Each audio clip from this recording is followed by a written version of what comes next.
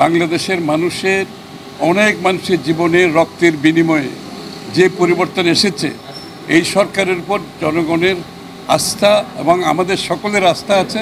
আমরা চাই এই সরকার সফলভাবে আগামীর বাংলাদেশের মানুষের যে প্রত্যাশা, যে আকাঙ্ক্ষা, সেগুলো পূরণ করতে সক্ষম হবে। এই জন্য ইন্টেরিয়াম সরকারকে আমরা সার্বিক সহযোগিতা দিয়ে যাচ্ছি এবং দিয়ে যাব। এবং যতগুলো রাষ্ট্র সংস্কার, রাষ্ট্র মেরামতের বিষয় আছে, যেগুলো করার মাধ্যমে আমরা দেশের প্রাতিষ্ঠানিকভাবে যে ধ্বংস করা হয়েছে বিগত দিনে, এগুলোকে সঠিক জায়গায় কিভাবে নিয়ে আসা যায় এবং আমাদের যে কী রিকমেন্ডেশন, সেটা আমরা আজকে আলোচনা করেছি। বিশেষ করে 31 দফা, এই আমাদের যে 31 দফা সংস্কার, রাষ্ট্র মেরামতের যে বিষয়টা আমরা সবাই মিলে আলোচনা করেছি। এবং এই 31 দফা বাস্তবায়নে আমাদের যে 1 বছর আগে কিন্তু আমরা এই রাষ্ট্র সংস্কারের মেরামতের বিষয়টা 1 বছর আগে দিয়েছি, কিন্তু